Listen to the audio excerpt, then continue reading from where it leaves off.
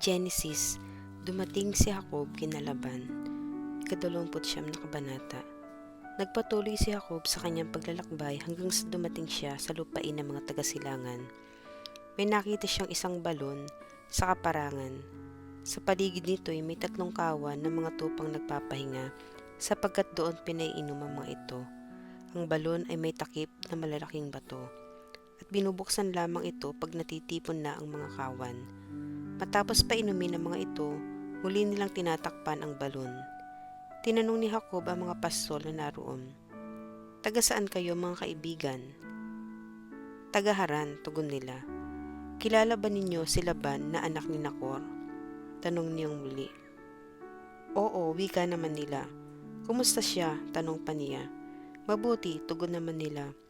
"Hayon at dumarating si Raquel, ang anak niyang dalaga, kasama niya ang kanyang kawan." "Maaga pa naman," wika ni Jacob.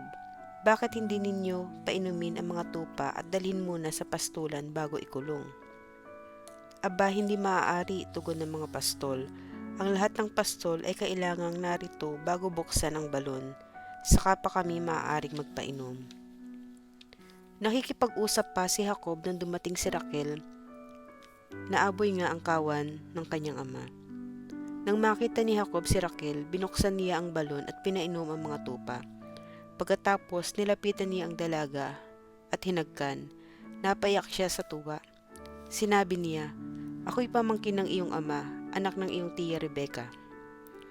Patakbong umuwi si Raquel at ibinalita ito sa ama. Sinalubong naman agad ni Laban ang kanyang pamangkin. Niyakap niya ito at hinagkan, saka isinama sa kanila. Nang maisalaysay ni Jacob ang lahat, sinabi sa kanya ni Laban, "Tunay na ikaw ay laman ng aking laman at dugo ng aking dugo." At doon na siya tumira. Naglingkod dahil kina Raquel at Leah. Pagkalipas ng 1 buwan, sinabi ni Laban kay Jacob, "Hindi ngayit magkamag-anak tayo, ay pagtatrabahuhin kita ng walang bayad. Magkano bang dapat kong iupa sa iyo?" Si Laban ay may 2 anak na dalaga. Si Leah ang nakatatanda at si Raquel naman ang mas bata. Mapupungay ang mata ni Leah, ngunit mas maganda si Raquel at balingkinitan pa. Nabighani si Jacob kay Raquel, kahit ang sabi niya kay Laban, "Paglilingkuran ko kayo ng 7 taon para kay Raquel." Sinabi ni Laban, "Mas gusto ko nga ikaw ang mapangasawa niya kaysa iba. Sige, dito ka na." 7 taong naglingkod si Jacob upang matamo si Raquel. Ngunit iyon ay katumbas lamang ng ilang araw dahil sa laki ng kanyang pag-ibig dito. Sinabi ni Jacob kay Laban, "Dumating na po ang panahong dapat kaming makasal ng iyong anak." Naghanda ng malaki si Laban at inanyayahan ang lahat ng taga roon. Ngunit ng gabing iyon, hindi alam ni Jacob na ang pinasiping sa kanya ay si Leah, sa halip na si Raquel.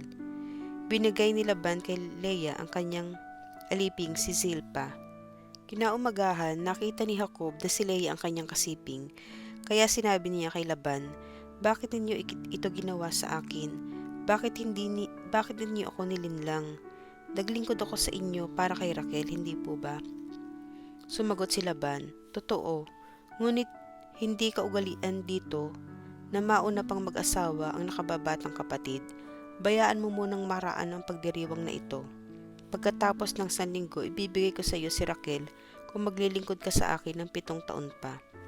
Sumang-ayon naman si Jacob at nang matapos ang pagdiriwang, ibinigay nga sa kanya ni Laban si Raquel bilang asawa.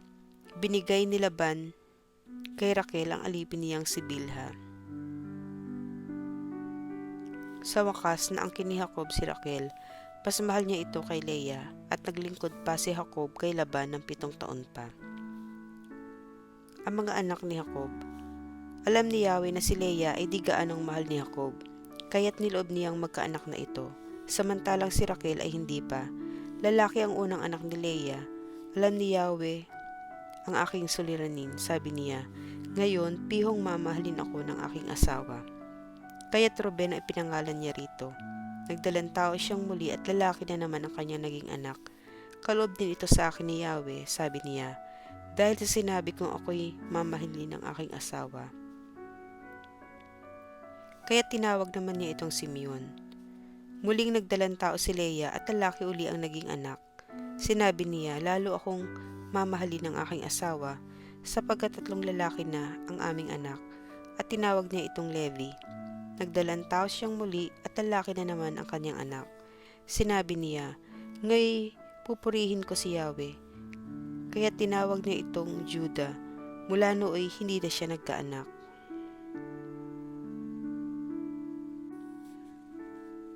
Ika-30 kabanata.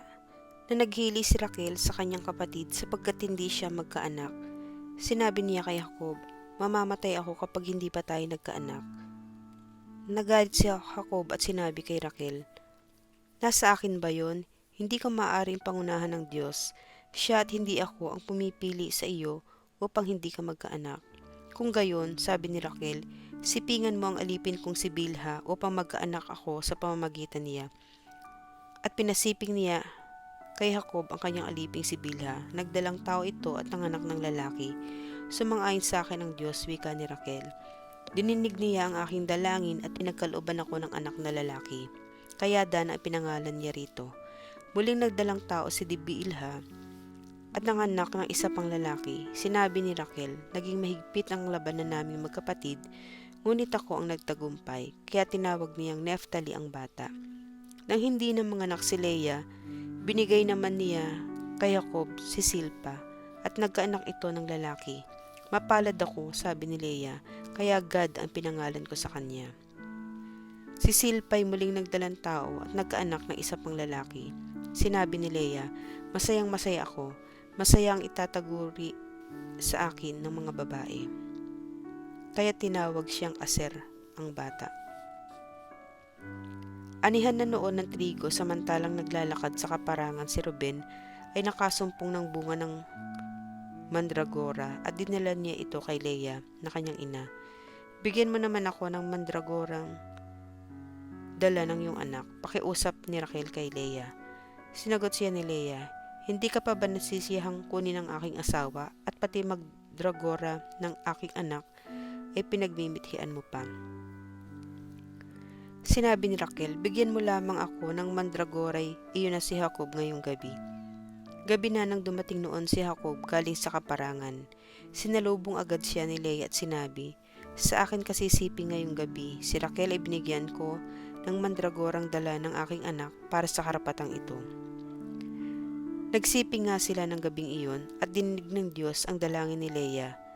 Nagdalang tao siya at ito ang panlimang anak nila ni Jacob. Kaya't sinabi ni Leia, ginantimpalaan ako ng Diyos sapagkat ipinagaloob ko sa aking asawa ang aking alipin, at pinangalanan niyang Isakar ang kanyang anak. Muling nagdalang tao si Leia at ito naman ang pang-anim niyang anak. Napakainam itong kaloob sa akin ng Diyos, sabi niya. Pihong lubusan akong mamahalin ng aking asawa sapagkat 6 na ang aming anak. Ang anak niyang ito'y tinawag namang niyang Zabulon. Di nalaunan, nagkaanak naman siya ng babae at ito'y tinawag niyang Dina. Sa wakas nahabag din ang Diyos kay Raquel at dininig ang kanyang dalangin. Nagdalang tao siya at nagkaanak ng isang lalaki, kaya't sinabi niya, tinubos din ako ng Diyos sa aking kadustaan at niloob na ako'y magkaanak. At tinawag niyang Jose ang kanyang anak. Sana'y bigyan ako ni Yahweh ng isa pa, wika niya. Ang kasunduan ni Jacob at ni Laban. Nang maipanganak si Jose, sinabi ni Jacob kay Laban, pahintulutan mo na po ninyo akong makauwi. Isasama ko na po ang aking mga asawa at mga anak. Marahil po na may sapat na ang aking ipinaglingkod sa inyo dahil sa kanila. Sinabi ni Laban, kung mamarapatin mo'y ito ang sasabihin ko. Batay sa karanasan ko sa panguhula, tunay na pinagpala ako ni Yahweh dahil sa iyo. Sabihin mo kung magkano ang dapat kong ibayad sa iyo at babayaran kita. Huwag ka lamang umalis. Sumakot si Jacob. Alam naman ninyo kung paano ako naglingkod sa inyo at kung paano dumami ang inyong kawan sa aking pangangasiwa. Ang konti ninyong kabuhayan bago ako dumating ay maunlad na ngayon sapagkat pinagpala kay ni Yahweh dahil sa akin. Kaya dapat namang iukol ko na ngayon ang aking panahon sa aking sambahayan. Anong gusto mong ibayad ko sa iyo? Tanong ni Laban.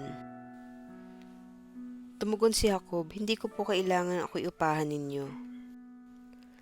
Patuloy kong aalagaan ang inyong kawan kung sasang-ayon kayo sa isang kondisyon. Pupunta ako sa inyong kawan ngayon din at ibubukod ko ang mga korderong itim, gayon din ang mga bisirong kambing na may tagping puti. Iyon na po ang para sa akin. Sa darating na panahon, madali ninyong malalaman kung ako'y tapat sa inyo o hindi. Tuwing titingnan ninyo ang mga hayop na naging upan ninyo sa akin at mayroon kayong makitang hindi itim na kordero o kaya'y kambing na walang tagpi, masasabi ninyong ninanakaw ko iyon sa inyo. Mabuti, tugon ni Laban. Iyan ang ating gagawin.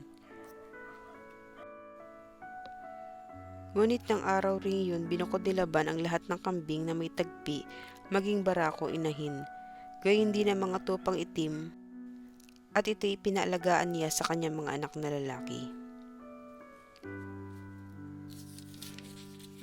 Iniwan niya kay Jacob ang natira sa kawan at silang mag-aamay lumayo ng may 3 araw na paglalakbay, dala ang alaga nilang kawan.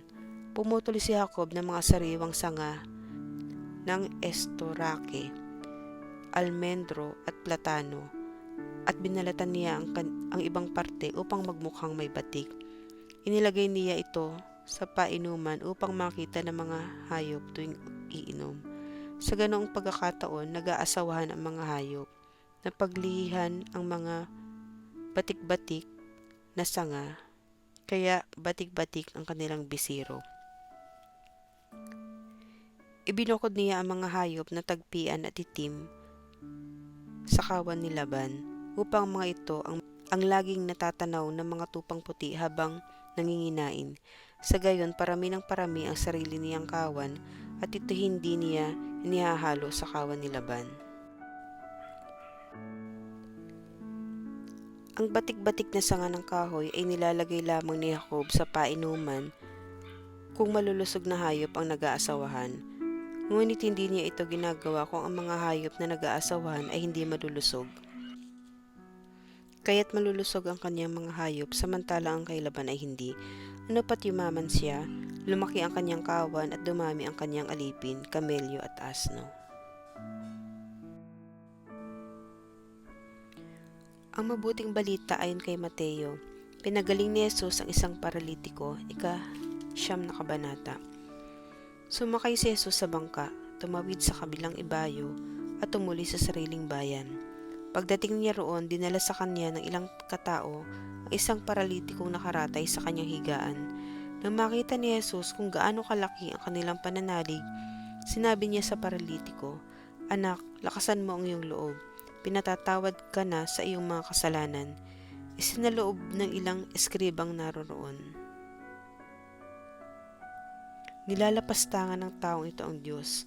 Ngunit batid ni Jesus ang kanilang iniisip, kaya't sinabi niya, "Bakit kayo nag-iisip ng ganyan? Alin ba ang mas madali? Ang sabihing, ipinatatawad na ang mga kasalanan mo, o ang sabihing tumindig ka at lumakad? Patutunayan ko sa inyo na dito sa lupa, ang anak ng tao ay may kapangyarihang magpatawad ng mga kasalanan." At sinabi niya sa paralitiko, "Tumindig ka, dalhin mo ang iyong higaan at umuwi ka." Tumindig nga ang lalaki at umuwi. Nang makita ito ng mga tao, sila'y natakot at nagpuri sa Diyos na nagbigay ng ganitong kapangyarihan sa mga tao. Ang pagtawag kay Mateo. Umalis si Jesus sa lugar na iyon. Sa kanyang paglalakad, nakita niya ang isang taong ang pangalay Mateo. Nakupo ito sa paningilan ng buwis. Sinabi ni Jesus sa kanya, "Sumunod ka sa akin." Tumindig si Mateo at sumunod sa kanya. Nang si Jesus at ang kanyang mga alagad ay nasa bahay ni Mateo, dumating ang maraming publikano at mga makasalanan, at sila'y magkakasalong kumain. Nang makita ito ng mga Pariseo, tinanong nila ang kanyang mga alagad, "Bakit sumasalo sa mga publikano at mga makasalanan ang inyong guro?" Narinig ito ni Jesus at siya ang sumagot, "Ang mga may sakit ang nangangailangan ng mga gamot, hindi ang mga walang sakit. Humayo kayo at unawain ninyo ang kahulugan nito. Habag ang ibig ko at hindi hain. Sapagkat naparito ako upang tawagin ang mga makasalanan, hindi ang mga banal. Tinanong si Jesus tungkol sa pag-aayuno. Lumapit kay Jesus sa mga alagad ni Juan Bautista at ang wika, "Malimit kaming mag-ayuno, gayon din ang mga Pariseyo. Bakit po hindi nag-aayuno ang inyong mga alagad?"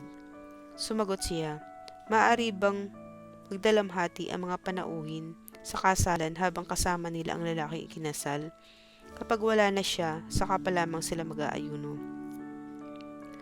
Walang nagtatagpi ng bagong kayo sa isang lumang kasuotan, sapagkat mababatak nito ang tinagpian at lalong lalaki ang punit. Wala ring nagsisilid ng bagong alak sa lumang sisidlang balat. Kapag gayon ang ginawa, puputok ang balat, matatapon at ang alak at mawawasak ang sisidlan. Sa halip ay sinisilid ang bagong alak sa bagong sisidlang balat at sa gayoy kapwa nagtatagal."